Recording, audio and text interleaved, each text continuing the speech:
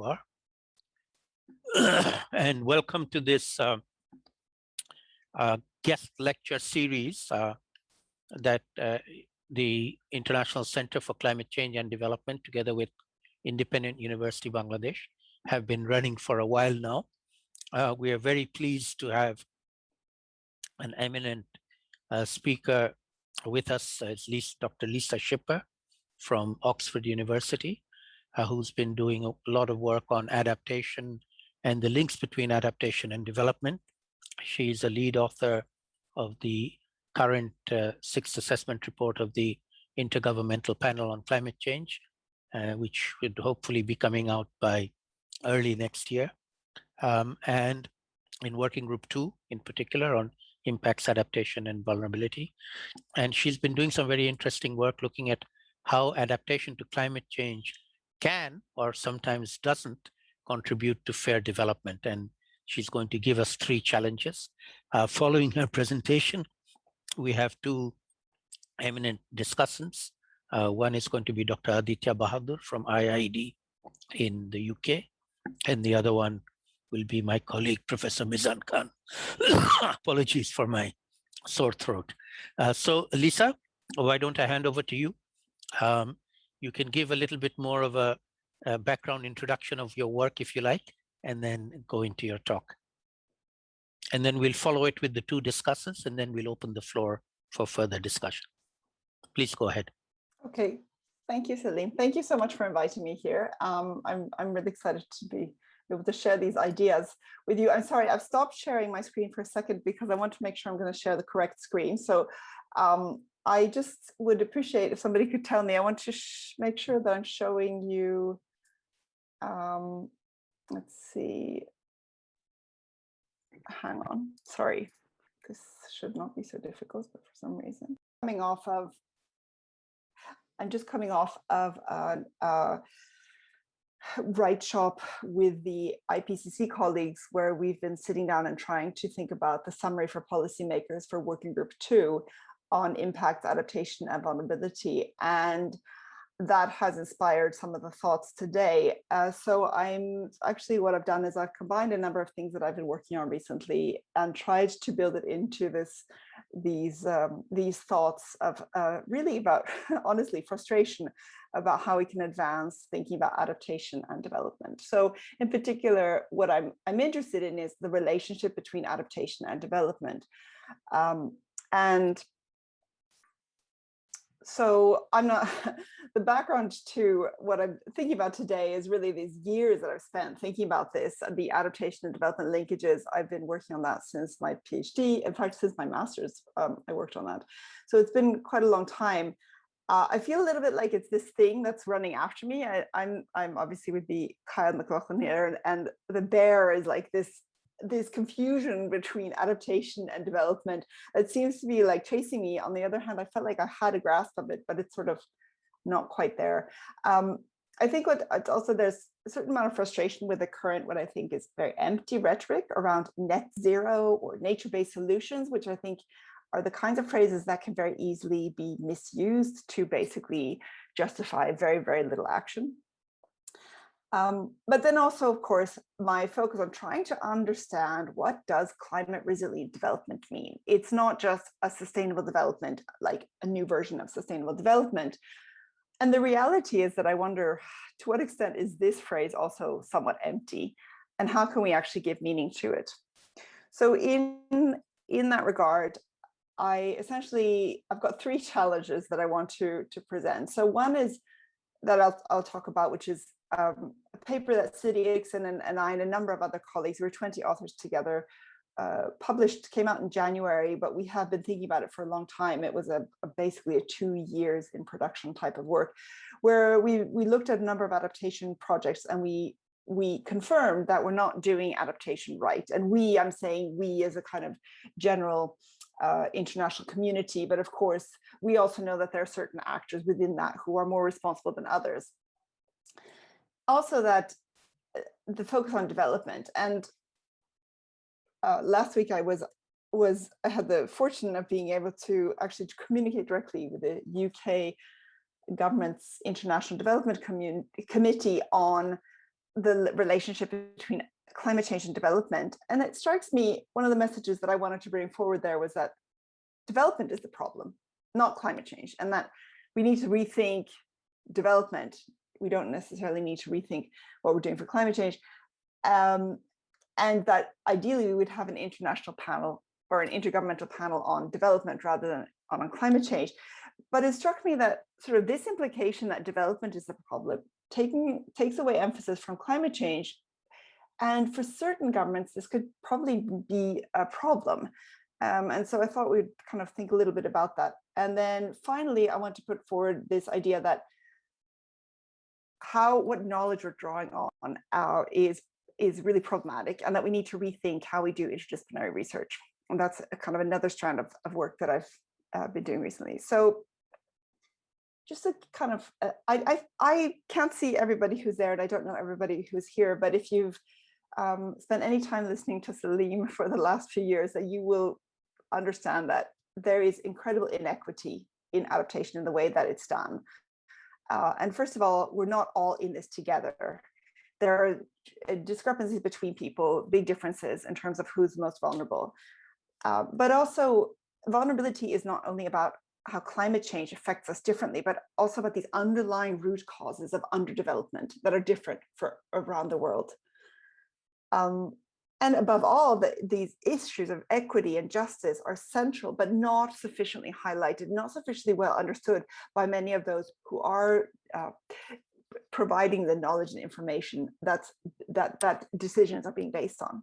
So I love this picture that I found on the internet, and I've seen it going around talking about COVID in terms of sort of, think of us all sitting, we're all facing the same storm, but we're all sitting in different ships. And I think that's a really appropriate analogy, also not just for COVID, but also for climate change. So to focus first on the adaptation, here's the paper, and the references down here if you're interested. Basically, what we did was we identified 3 ways in which adaptation resulted in vulnerability. And then we found key mechanisms through which vulnerability is reinforced, redistributed, and created. Those are the 3 ways that vulnerability or that adaptation results in vulnerability. And then we identified a couple of avenues for strengthening vulnerability reduction in adaptation efforts. And I'm not going to go through all of this now because I want to try to bring in other ideas too, but the paper is there, it's very long, but we have a number of summary versions of this paper, including Carbon Brief and elsewhere. So if you don't feel like reading 15,000 words, you might also want to look at these other shorter versions. So how is adaptation causing vulnerability? Like I said, we reviewed a number of adaptation projects and programs and read a lot of literature to see what people are finding. And essentially, there are 3 categories here. So the first is that there are a lot of adaptation projects that seem to be reinforcing existing vulnerability. So rather than actually helping people, making them less vulnerable to climate change, the way that the projects are designed is making that vulnerability worse. Another way that this happens is that their projects are redistributing vulnerability. So they're actually maybe solving the problem in one place, but then pushing it down. So for example, building coastal seawalls to protect coastal communities is a way to protect that individual community. But because of sort of the way that the physical processes work, the coastal erosion is just being pushed down the coast instead. And so people living elsewhere, or even ecosystems living elsewhere, will then maybe become even more exposed to coastal sea surges. So it basically is just say, oh, well, we solved the problem here, but now it's somewhere else. And then finally, the third way, which is, I think, in some ways the most distressing, is that we're creating new sources of vulnerability through some of these projects. So, for instance, I think you probably, there's a good example from Bangladesh, building levees, coastal levees to protect people from cyclones. But actually what happens is you end up, and there's evidence that's shown that people then end up building closer to the coast and ultimately increasing their exposure, because the levees will never really be able to protect people sufficiently. And so there's some evidence in places where there's actually an increase in mortality as a result of people moving into places that where they would not have lived before, because they believe so strongly that the infrastructure will protect them. So to give you a sense of why this is happening, I mean, we identified a number of things, and sorry, there's quite a lot of text on this slide, but and I know it's my fault because I wrote the slide, but the point is really that a lot of projects are taking a kind of blueprint approach to adaptation, where they're saying, okay, well, this worked in Zambia, so let's apply it in Sri Lanka, for example. And that what happens there is there's just insufficient understanding of the local vulnerability context, including social inequities. You could example is that if you don't understand the different ways in which men and women experience risk, this can actually end up creating further inequities between men and women as a result of these interventions.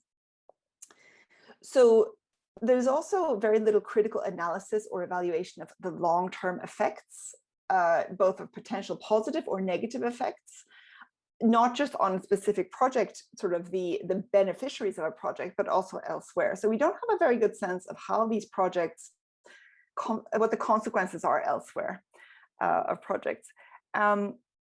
So really, and also that is important because we tend to focus on the short term at the cost of the long term.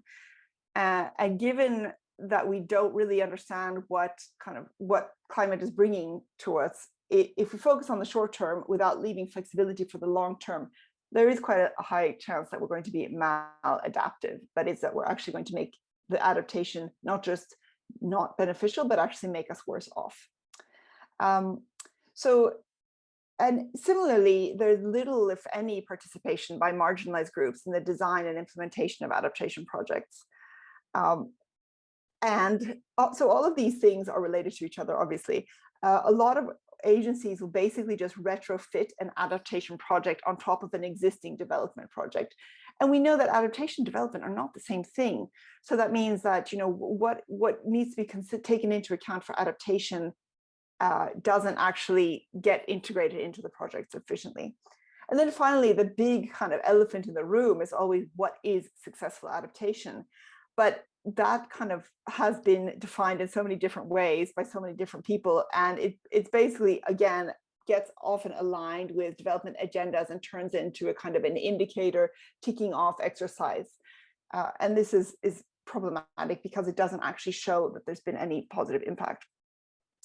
So I think it's quite clear that in order to address this, we need to engage more comprehensively with the vulnerable groups, whoever these people are. We need to identify them, we need to understand, and therefore that means a co-production in project design. So it's not just coming from external planners. That includes also people coming from the capital. It has to be really kind of locally led. And knowledge and learning processes need to be placed at the center of adaptation. And that's because we still don't understand very well what's going on. So yeah, and I think that the rest of these also are consistent with that. But in particular, what we need to think about is how do we apply these monitoring and evaluation frameworks? And could we rethink the way that they work in order to ensure that they're not just a ticking exercise where we have certain indicators, which may or may not actually be sufficient to explain whether adaptation has worked or not. So obviously, out of that, the main thing that we don't want is maladaptation. But because we're getting it wrong and we're making people worse off and we're not putting equity at the center of projects, we are seeing a lot of maladaptation, and this is problematic. So then shifting over to the kind of the development challenge. I mean, I think maladaptation shows that if we don't collaborate, if we don't understand the link between adaptation and development, the likelihood that we introduce something that's actually going to go against what people are doing and what people want is quite high. So here in the context of development, I keep trying to understand what is fair development, and is it really possible that everybody can participate in this fair development? As I already introduced this question of what does it mean to say that development is the problem, not climate change? And then we get back down to this question of what is climate resilient development? And at the moment, that is defined as mitigation of greenhouse gases, adaptation to climate change, and sustainable development combined. So it's not an pick and choose. It's actually, it has to be all of these things together. But those things individually also have to work. And so we have a lot of projects, like we said, labeled adaptation. That's probably not sufficient for us to achieve climate resilient development. And the big question that I try to understand, and here comes this photo of the stormy sea again, how can we assure this for everyone and not just for those who are in the big boats that are already quite well reinforced? So I tried to kind of understand how adaptation strategies could work even when there's such a huge development deficit in lots of places. And I use the idea of adaptation deficit that Ian Burton coined several years ago. And you have to keep in mind that I'm a qualitative scientist. So what I'm showing now is a qualitative scientist trying to show something on a graph. It's going to look a bit messy, but I hope you can understand what I'm trying to say. Basically here on the one side, we have the level of adaptation or development, and then across the x-axis, we'll have climate change impacts increasing. So my idea is that essentially you have two kinds of development. Just hypothetically, you have better development where things actually get better over time as climate changes, or you have what we can call business as usual development where things are clearly declining over time, and that should probably be much steeper slope downward. And then you also have, so that I would call the development deficit, essentially what we're, if we can do it well, but what we're actually probably looking at. And then you have these two other lines here, which is, one is adaptation with intervention. So adaptation, because adaptation is going to happen. People are not going to sit around doing nothing. But the question is whether it's strategic and whether it's well understood and well planned, and whether it is co-produced, who's driving it, and so on, all of the things I said earlier. So here we would have adaptation with an intervention that would make the level of adaptation better as climate changes, but then adaptation without intervention is essentially probably eventually, when it's not very well planned, it would probably lower your level of adaptation over time, and probably again more steeply than I presented here. But anyway, that's not the point. So this would be the adaptation deficit, the kind of the difference between what we are now, where we need to get to. But this space here is when you don't address development and you only have a bunch of adaptation strategies, where it would call it this unsustainable adaptation space. And unfortunately, I feel like that's where we're going a lot. If we don't consider development as the big first step towards successful adaptation, and we leave a lot of the development issues to the side, then we end up with this thing where we're basically have the business as usual development, but then then we have these adaptation strategies, but eventually that's just not gonna match. So where does that leave us is that we're essentially at a kind of a crossroads where we need to think more radically about adaptation as a kind of something that's inherently linked to development. And one of the problems is that a lot of these technocratic perspectives on adaptation, so what I'm calling technocratic perspectives are the things that basically say that adaptation is just another kind of development project, and that there's something that's very simple. You just need to design it, and then you implement it, and then you have these tick boxes to test whether you've met your goals. And what happens there is that it obscures the social dimensions of vulnerability because it doesn't sufficiently go deeply into the context of where these projects are being implemented. And most frighteningly, it suggests that quick fixes are possible, that we can actually just sort of go in a place and help people adapt without, for example, addressing gender inequality issues or other kinds of inequities. And similarly, this idea of incremental adaptation, where you sort of do a little bit of adaptation slowly, it's really probably insufficient to trigger the kinds of changes that we need, in part because incremental adaptation often relies on existing institutions, power dynamics, which are often the cause of vulnerability to climate change. So it kind of is sort of going along, but it's really not sufficient. And unfortunately, most adaptation that we see now is this kind of incremental adaptation. So then going back to that graph that I showed just now, that if we frame adaptation as something that can happen outside of other crucial development processes, the space for unsustainable adaptation becomes much larger. And I think this is something that we need to take very seriously. So just a few more thoughts here is that, if we want to reduce vulnerability, there's some significant barriers that are there. So one of the problems is that we have insufficient capacity, knowledge, and learning in all sorts of ways. And for example, the UK cutting of the ODA and consequently the implications that had for these GCRF projects that were sort of spread out around the world, helping to build capacity and knowledge and learning in different developing country settings, is clearly a step backwards away from where we need to go. But also the insufficient participation in planning and management by local people means that the vulnerability issues that are in place in different locations are also easily ignored. And finally, of course, the funding and investment patterns, which, like I said, are very much tied to this sort of development model where they don't actually allow for sufficient time, are problematic. But I want to highlight here particularly this issue of knowledge. And this comes to my third challenge, which is that the two questions. First of all, which knowledge counts? And I'm talking about things like the kind of scientific knowledge that get assessed in the IPCC reports, which eventually have significant, that knowledge is very, very golden in the sense that it will sort of eventually lead to the kinds of information that lands on the desk of decision makers, right? So that's really important knowledge. But there's a lot of knowledge that doesn't get included in that. So I have 2 points here. One is that there's a tremendous push for solutions now because IPCC and of course, following the release of the 1.5 report in 2018, the Fridays for the Future, the school strikes and so on, I think across the world, it's well understood that we have to take significant action on climate change now. And so this sort of idea that the IPCC report not only provide the science about what's happening, but also offer solutions, offer steps for how do we get to those solutions, assess the kinds of things that are working, the kinds of things that aren't working.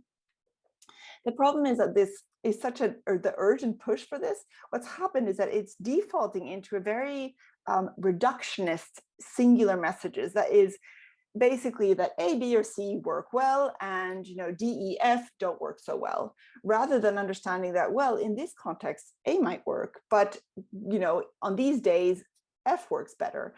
But there's such a push for these kind of clear messages, and we have this idea that decision makers simply don't understand anything complicated, and therefore we need to try to kind of give them easy messages. The problem then is that what it really lacks or it strips away this contextual detail and it results in misleading messages about the nature of solutions. For example, that there is such a thing as easy solutions. And this is sort of echoes the issue of these technocratic approaches to adaptation, that it's just a matter of designing it and implementing it, and that works. But actually, we know, since we still haven't been able to resolve climate change, that it's really not at all that easy. It's not just because we don't know what we're doing. I mean, we do have a lot of knowledge, but obviously what we don't know well is how to get everybody on board, because we still have a lot of actors who are not interested in being part of the solution to climate change. So for me, one of the real challenges here is that this kind of the way of understanding the knowledge that we're bringing to decision makers is unfortunately a consequence of the way that we currently do interdisciplinary research. And so interdisciplinary research, when we bring together natural sciences, social sciences, humanities, it's clear that climate change is, we often hear it described as an interdisciplinary problem, and that we need to understand it from interdisciplinary perspective. But really the challenge is that it's still defaulting very much into these reductionist messages. It's defaulting into things that are kind of understood as easy, because in part, we don't want decision makers to lose courage, right? We don't want people to give up. We want to show that there are still solutions out there, that's still possible to make sure that we stay under 2 degrees. But in order to be effective here as knowledge producers, we need to rethink interdisciplinarity and give sufficient space to both qualitative and descriptive disciplines, to qualitative and descriptive disciplines in the social sciences and humanities. And So that kind of reaches to what kind of knowledge counts, but then the other question is, of course, whose knowledge counts? And I'm just putting here, we just published an editorial for Climate and Development on equity and climate scholarship that was a consequence of the Reuters hot list of 1,000 climate influencers and the scientists who are the most influential. And that has its own issues, and there's some fantastic other things to read about that. But the point here is that not everybody's knowledge gets to make it into, regardless of whether it's a reductionist message, not everybody's knowledge counts. And so we just sort of underscored that academic biases interfere with the ability to undertake equitable and impactful research on climate and development challenges. And here are a number of we came up with 12 sort of action points that we felt were necessary that have to do more with academic publishing. But the point is also that there's a tremendous amount of knowledge that is outside academia as well. And this kind of knowledge doesn't often make its way into the IPCC reports, and therefore doesn't end up as influencing the kind of policy relevant information that the IPCC produces. But if you have a look at these kinds of options, you'll see that there's also a tremendous push, there's a tremendous inequity in terms of who gets to be who are the people who are seen as these scholars. And in that 1,000 list, it was only 111 scholars from the Global South. I mean, that's 11%. I mean, it's just so small. And of that, I think there were 88 from China. So that leaves a very small amount of people who are not from China, who are not from the Global North. And if you think about, is it just that handful of people from the Global South who are supposed to be knowledge influencers on this issue that is so critical, linking climate and development? I mean, I think it's quite shocking.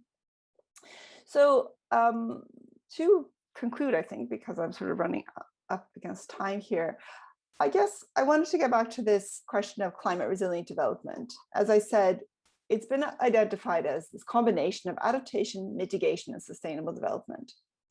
But if you take a kind of closer look at adaptation specifically, because that's obviously where I work, you realize that actually we're not doing it very well, and that there's a need to really make sure that we're getting this combination of adaptation, development, and knowledge right.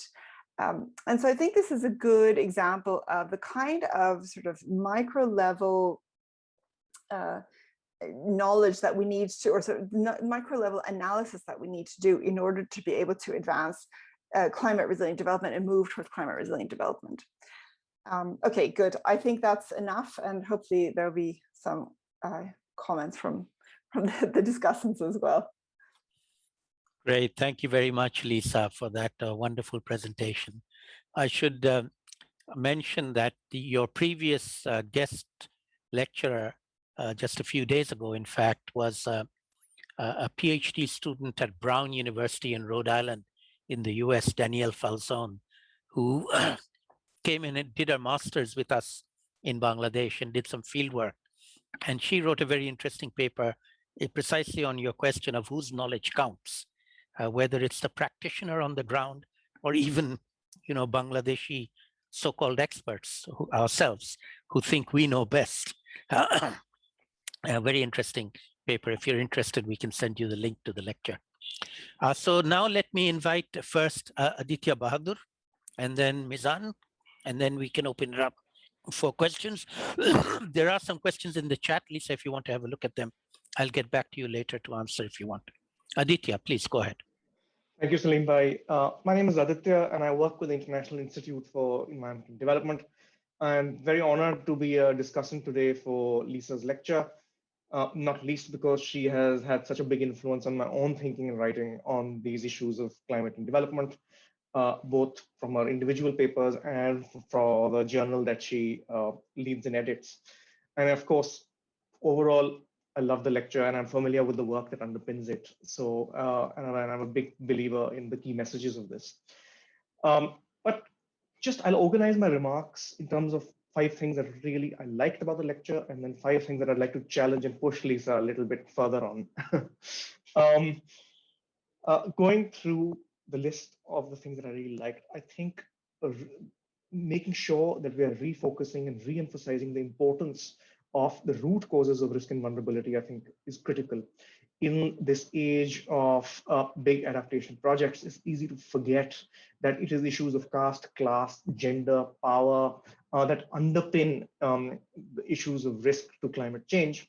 And of course, in my own research, a lot of my academic work is focused on urban areas, the people who live on unstable slopes and low-lying areas that are prone to flooding are usually those that are of a lower caste, economically marginalized, or are migrants from other areas. So I think, of course, academically, the point is valid, but if you just look up anyone in the global south and they look up from their tables and look outside their windows, the people occupying the most riskiest parcels of land in the city will always be those that are suffering from power imbalances and power inequities. So I think this is a message we need to keep hammering home despite a lot of us talking about it for quite a while now. The second thing, Lisa, that I really liked was your point on the redistribution of vulnerability. And I think that is a nuance that isn't easily understood, especially if one limits oneself to only looking at adaptation in a lab or in a university. I think it becomes very apparent when one heads out onto the field. I think the example that you gave was poignant and resonated really well with my own example when I was doing my PhD fieldwork in Gorakhpur, which is a small town on the Indo-Nepal border suffering from low-level, high-frequency flooding.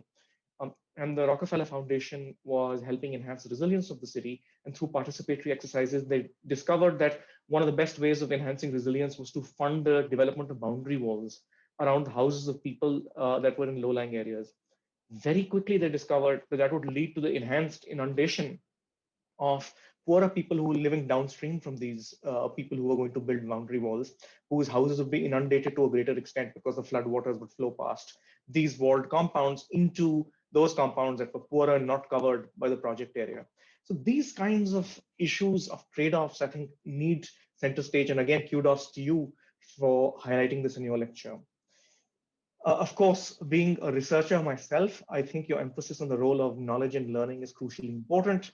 But I think it's vitally important to make sure that this knowledge and learning is being fed back into projects or to inform future products to bring an idea of adaptive management to life. And again, I've been working on various aspects of this, including with a really interesting new methodology that draws from the customer feedback industry to try and understand how adaptation projects are delivering on the ground to make sure that program managers can use that information quickly and safely to influence how projects roll out. So again, I really like that point. And of course, I completely agree with your point that adaptation cannot be viewed in isolation from the whole enterprise of development. I think when we start viewing adaptation as its own sector, as its own enterprise, is when we get into trouble and forget that what we're actually trying to work towards here is making sure that people's well-being persists despite climate-induced shocks and stresses. That is the raison d'etre of adaptation. That is why we do what we all do. So again, I fully agree with that. And yes, finally, your emphasis on making sure that knowledge and adaptation is generated by the Global South is crucial. Yeah, I'm fully aware of this hot list of scientists, and I'm glad that at least we had one scientist who's on this call from Bangladesh, one of the most vulnerable countries in the world, who was represented on it, despite all the other problems with the list. Myself, I did a piece of analysis for a big international donor a couple of years ago where we did a systematic review of resilience literature and found that 90% of all the literature on resilience talked about problems of the global south, but 80% of all this literature was produced by people working in the global north. So there is this massive imbalance, and it leads to these kinds of misaligned, non-calibrated solutions of the type that you talked about that are out of touch with local realities. So Lisa, those are all the things that I really liked. Now coming to the things that I want to push you a bit more about on. So I think there is a need to think with a bit more nuance on this idea of participation. Recently, we did a project where we reviewed adaptation projects in Bangladesh and Ethiopia. One of the things that we were trying to gauge is the degree to which communities are involved in these projects and the degree to which there's participation. And we found that there was generally a high degree of participation in the implementation phase. But there was relatively low participation in the design phase. So I think we need to differentiate between participation and local leadership, which is a nuance that that the locally led adaptation agenda that IIED was part of with WRI and others, including Salim Bhai, who's always teases out this nuance between local leadership and participation. I think thinking of those two things slightly separately helps ensure that we're making sure that adaptation is an empowerment agenda where those on the front lines of risk can actually lead decision making and also control budgets. Because as you know, research from the IIED a few years ago found that less than 10% of international climate finance is actually controlled by those at the local level. So I think this I'd like you to just think about whether you agree with me or not. The second thing is your point on retrofitting development to make it look like adaptation. Yes, I agree that any kind of mindless retrofitting is not appropriate, but I think again, I would urge a little more reflection on that point. And I say that because I was engaged in a big technical assistance project funded by DFID for 5 years, in which ICANN was a very close partner of ours, where all we were doing was looking at big development projects and trying to integrate climate risk and adaptation within it. So I think what we were doing is a bit more than retrofitting. We were certainly doing what we call mainstreaming, right? Where we were integrating a climate risk component within existing development programs. And we found that to be extremely powerful because say you take the agriculture policy of Bihar, right? I don't even remember the number of zeros that's attached to the budget that policy was influencing. So by mainstreaming climate risk within this existing policy, you suddenly shape a vast amount of public resources to ensure that development as usual becomes more climate compatible. So I think there is a case to be made for integrating climate risk in development. And I hope I'm not misreading what you meant by retrofitting there. The third thing I agree with, I mean, that I agree with you to a certain extent, but again, would want to push you a bit on is the slightly broad stroke approach that you took in your lecture to questioning the current methods to track progress on agendas of adaptation and resilience. While I agree that some of these tick boxing exercises are just a waste of time and don't lead to much, but some I feel are crucial, even if they're perfunctory, crucial to keeping people focused on the agenda that they're expected to deliver against. I'll give you two examples of what I mean. One is the self-assessment framework for the Hyogo framework of action that predated the Sendai framework for action. Yeah, everyone agreed that it was nonsensical, right? It really wasn't getting governments to report meaningfully on changes in disaster risk in a country. But the fact that they had to do it, and they were, they had to rock up to these global platforms with some findings from the self-assessment exercise meant that it stayed at least in the consciousness of the government. So it plays a certain role. Second thing, the targets attached to the SDGs. Now, I know that certain governments, especially subnational governments in India, take those targets extremely seriously. And they've developed elaborate frameworks against which they report and then tom-tom their successes in international fora. And it's become quite a rallying point for governments to talk about, okay, Assam is doing better on this target and Maharashtra is doing better on that target. So I think there's some value and perhaps a case for further investigation there. The fourth thing that I wanted to question a bit further is I fully agree with you on the point of incremental adaptation, right? The time for incremental adaptation is over. But the immense challenge is how do you determine what you're doing? Is that incremental or transformational? We come back to that classic conundrum. I'll give you again one tiny example from my own piece of work. With Salim Bhai and his team, we were doing this project with the Cotton Development Board in the Ministry of Agriculture in Bangladesh, where we were trying to figure out how to make cotton more resilient to climate change. So we worked with farmers and with bureaucrats to figure out what are the changes that we can make. And in the final report, had some pretty incremental changes, like shifting the cotton sowing season by a couple of months. Now, that's clearly an incremental shift. But in our view, if that happens, it could lead to transformational changes in the lives and livelihoods of cotton farmers. So this issue, I think, needs a bit more consideration. And finally, I'll stop now, Salim Bhai. Sorry, I've abused my privilege more than I should have. Is your point on qualitative research? As a researcher who's on the fluffiest end of the qualitative spectrum, I couldn't be happier with that point. But I think I have to introspect a little bit. And I don't think that all quantitative approaches are reductionist. I don't think you said that, Lisa, but I want to hedge against anyone assuming that from what you said. In fact, I think having robust impact evaluations of adaptation programs are still needed and can play a major role in supporting and expanding effective action on adaptation. I'm going to just make one final cheap plug where I would invite all those who are listening to our event at the London Climate Action Week on the 1st of July at 11 a.m. to learn more about locally led adaptation that touches upon many of the things that Lisa talked about, and the Adaptation Research Alliance that has taken board many of the insights from Lisa's lecture to develop its own program of action. We're going to talk about both these two major salient global policy processes. So I invite everyone, including Lisa, to come and engage with us at the session and tell us where we're going wrong. It's your chance to be my discussant, Lisa, and course correct us. That's 11 a.m. on the 1st of July. Salim bhai, thank you very much. Back to you. I assume 11 a.m. UK time? UK Great. time, that's right. Great. Thank you very much. Thank you, Aditya. Excellent set of comments and challenges to Lisa's challenges. So we have a challenging duel here. Let me now invite my colleague, Professor Mizan Khan, to come in with some thoughts from his side. And then we'll open it up to the floor. Mizan. Yeah, thank you, Dr. Salim. Thank you, Lisa and Aditya, for already laying down the ground. Lisa, I remember our meetings a long time back in Bangkok, a few years back on some adaptation project meeting. Aditya, you also have covered lots of grounds for my comments, but I will mention a few issues that Lisa has referred to about the difference between adaptation and development.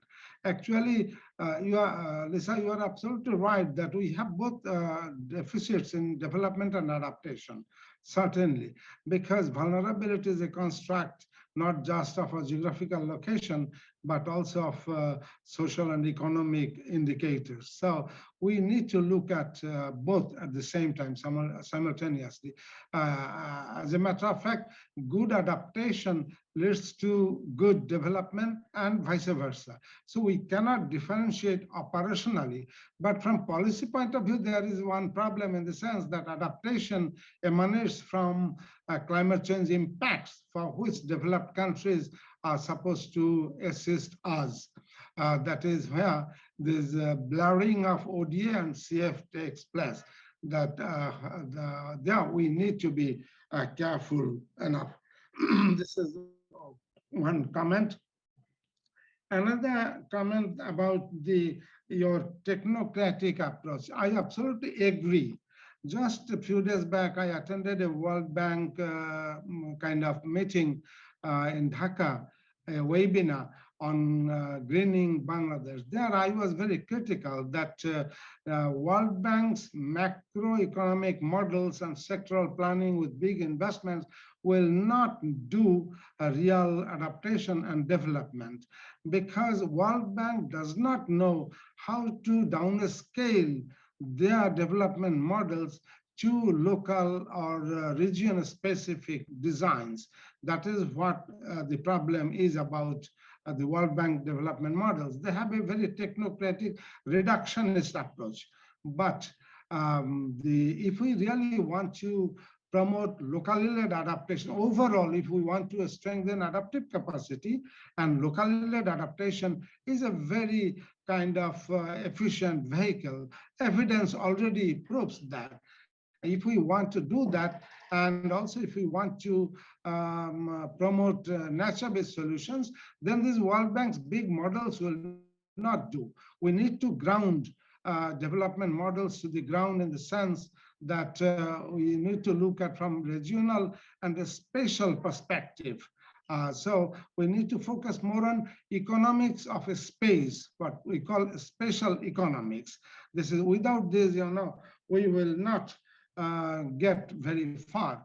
I love one statement by Einstein that who mentioned that nuclear engineering is much more easier than social engineering, because there are many permutations and combinations in social engineering, where we have to really understand the human behavior at different levels and scales. And that is why we need now to more focus on behavioral economics at different scales. And this behavior, is different across classes of societies, across income groups. So we need to disaggregate the understanding of the behavior of different segments of population, and then only we can really design effective programs for strengthening adaptation and development. And my last comment is about, you mentioned about knowledge, capacity building, and discussions. So this is a serious problem. You elaborately, Lisa, mentioned about this knowledge gap between the global north and global south. There is one reason is that in the global south, we don't have really readily accessible kind of knowledge, ready access to knowledge, particularly latest knowledge. For example, some of our universities in Bangladesh now allows access. They are paying fees for that, but not exactly for the latest knowledge. So this is one thing. That is why we, the civil society from the global south, need to raise a movement, what I call a copyleft movement against the copyright movement, because knowledge is a global public good. And the more sharing, the better the knowledge becomes, gets more enriched.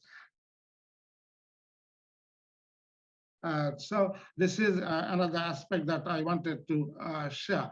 And in fact, if we want really to promote adaptation, then we need to look for the community agency. And if we want to talk about transfer adaptation, then we need to go through incremental adaptation, because the intergovernmental agencies, for example, cannot directly go to community or bypassing the governments.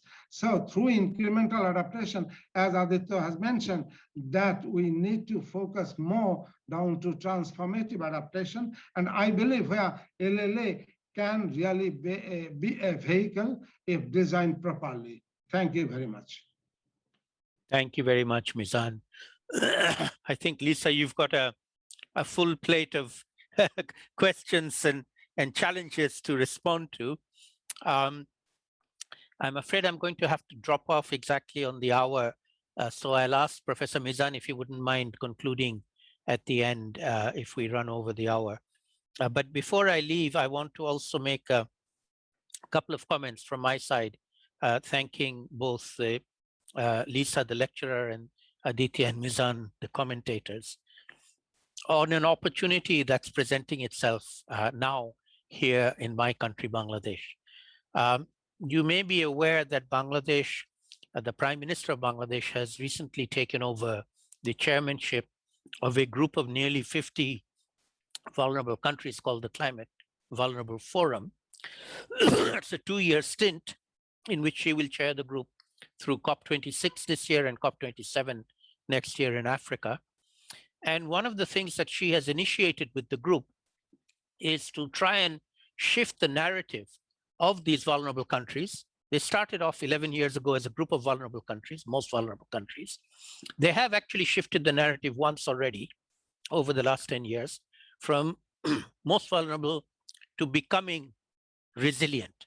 So they have embraced the concept of resilience and are looking to become more resilient going forward. What she has now done is challenge them to go beyond resilience to what is being called climate prosperity. The difference between them being resilience is about managing the risk of climate change, and prosperity is about prospering despite the risk of climate change, not just managing risk. And the CVF countries have agreed that all of the countries, one by one, will try and look at these transformative 10-year plans, 5 years plus 5 years, 5 years to do the groundwork, and the second 5 years to bring in the investments to make it happen. And Bangladesh is the first country to declare its climate prosperity plan. It's called the Mujib Climate Prosperity Plan, named after the father of our nation, who's also the father of the Prime Minister herself. It's just been drafted. It's being shared around and will be finalized fairly soon. One of the transformational aspects, among many, is on adaptation, and particularly locally led adaptation. Bangladesh proposes to become a world champion in locally led adaptation. It's already done quite a lot on this field, but also make it a transformative aspect of adaptation. The locally led will transform the whole sector of adaptation in Bangladesh, and that is not a small feat. Bangladesh is 170 million people living in one of the most vulnerable countries and locations around the world. And if we can do that, then that is really a transformational potential for the whole world. And I would like to invite all of you to join us in this journey of making it happen. It's about transformation in true sense, but a bottom-up transformation of an entire society. That's the challenge that we are facing, we are putting to ourselves, and we are trying to come up with ways of figuring out how to deliver on it. And I'd love to invite you all to share that journey with us. It's a 10-year journey. We're starting this year, as I said, in 2 5-year chunks. The first 5 year figuring out what to do, the second 5 years doing it. I'll stop there and hand back to you, Lisa. Okay, well, I mean, I don't want to take too much time if there are also questions from others, but I want to appreciate both Aditya and Mizan's comments. And I think in terms of, I guess the point is that bear that's chasing me is there in part because some of these things are unclear, right? I mean, this difference between incremental and transformative is one of the kind of these knots that we need to untie and understand. Similarly, when do we say that something is maladaptive, and how do we decide that it's sort of a success? Oh no, suddenly the next day it becomes maladaptive. And I think what we're sort of still trying to understand is that what are the kind of the signs that will allow us to make sure that we're doing things right. But we do understand what we're doing wrong. And I think what's important is to try to avoid all the things that don't work. And then, you know, hopefully that will help us get on the right track. I guess just one comment. Well, there were a lot of things, but I think the issue of participation, maybe just to, I absolutely agree with the point about, you know, who participation in project implementation is very different from the design. And I should have been more careful. The project that the paper that we wrote was emphasizing the design process, and that's not co-productive enough, and that's not it's not a collaborative effort, because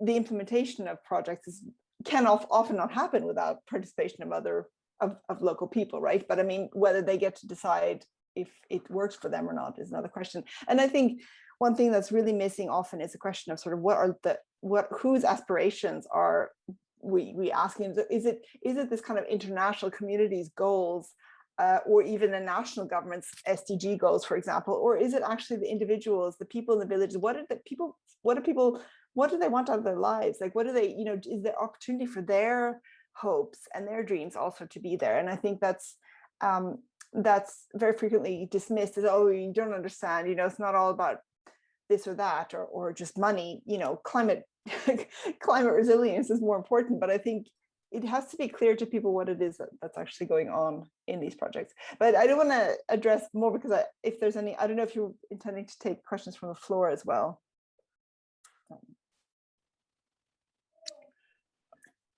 I think there are some questions in there are questions in the chat box if you want to respond to any of those. And we have a question from Celine de Cruz. Celine, do you want to ask your question? Thank you, Salim. Yes, thank you, Lisa. I'm so happy that I instigated this to happen today. And indeed, thank you. Your paper really inspired me, and it's something that I've been thinking a lot as a practitioner of how do you actually translate all this conversation on climate to poor communities and vulnerable communities who are already into development. So I was participating at the CBA conference 2 weeks ago, And it was interesting for me to see some of our very powerful leaders in the Slum Dwellers Federations talk about, creating collecting plastic bottles and making a little toilet and making briquettes. And the whole point, like you're saying, they're doing a lot of transformational work in changing institutional mechanisms, but they think when they're talking to the climate wallahs, they have to change that language, or they have to talk about mitigation and talk about these little things. So I feel a lot of it is intermediaries like us. Where do we come in, and how can we bridge this gap and demystify these concepts and allow communities to do what they're already doing well with the capacities that they already have? And, so that they just need to refine, like you say, you just have to, good adaptation is refining good development. And so how do we do that? How do we do that without phasing ourselves and communities with all this new language? Thank you, Celine. Lisa, you want to take that? Well, I mean, I think this is exactly right. And I think that a lot of this rhetoric, and I suppose this is partly where this kind of the climate vulnerable forum talking about climate prosperity instead of vulnerability is the most vulnerable. It's really about sort of where is the agency, and how do we, rather than saying we're just victims, which of course a lot of people, we know that most people who are being affected by climate change and also underdevelopment and other kinds of problems are not, it's not their fault. And I think the point is, though, that to kind of give people back the power and say, hey, we actually recognize that you are doing a lot of things, and these are things that are positive.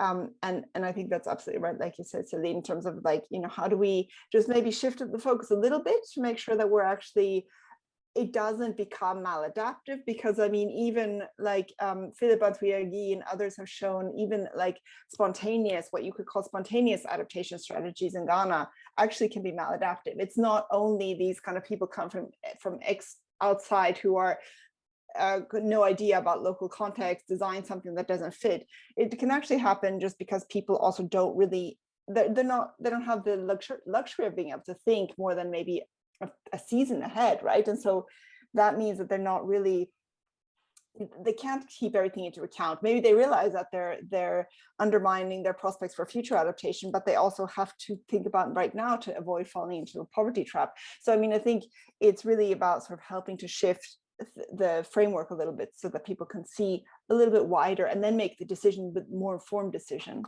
But absolutely, yeah, we shouldn't ignore what people are doing. Great, thank you very much. Lisa, we are coming up against our time for the hour. So let me thank you really very much for giving us a brilliant presentation and having an excellent discussion around it. And leave you with an open invitation to come to Bangladesh whenever travel permits, and we can arrange to have you here. We'd love to have you come and spend some time with us in this country. I can assure you there's a lot to be gained collectively by looking at what is happening across the board. And when I talk about local adaptation in Bangladesh, it's happening at scale everywhere, every part of this country, but it's not being documented enough. And as you said, it doesn't show up in the global literature because our farmers don't write scientific papers in the global literature, which is all they look at. And so that's our job. We need to be better at presenting that information in the scientific literature and world, which we're trying to do, but there's a lot more that needs to be done. The final point I'd like to just share with you is something that we are working on. And again, I'd invite you to share some thinking about it and help us take it forward, is storytelling. We are using storytelling now as both a device for raising awareness. Generally, people listen to stories, they resonate to stories much better than they do to facts and figures and charts and graphs. But then storytelling at scale can actually be a quantitative bit of data and information as well. if you have hundreds and thousands of stories of examples of local people doing things, that will add up in a sense that the quantitative number crunchers of the world will then have to recognize and accept in some way. So how do we marry a bottom-up storytelling, case-by-case example of things happening, not just bad things happening, but good things happening, and meld it with the top-down scientific mentality of everything has to be quantified and number crunched to death before it is accepted as valid science. I think there's a challenge for all of us there that I'd love to explore with you going forward. Think of some research applications we can put in to wherever there might be opportunities going forward. I'd love to collaborate with you. I give you the last word. Thanks, Salim. I really, I appreciate it. In fact, I do have a project in mind that this could fit into, so let's talk. But I just want to say thanks. I'm really sorry that I'm not actually sitting with you now in Dhaka. It's just quite depressing to be all the way over here, but of course, I have your standing invitation in mind, and I look forward to, I mean, I think I came to the independent university where you just had, we had that right job, and that was a while ago, and things have obviously developed since then. So I would look forward to coming again. Excellent. Thank Great. you. Well, thank you very much, Lisa, for your lecture, and Mizan and Aditya for your comments, and everybody else for being with us. Thank you very much. Right. Bye-bye.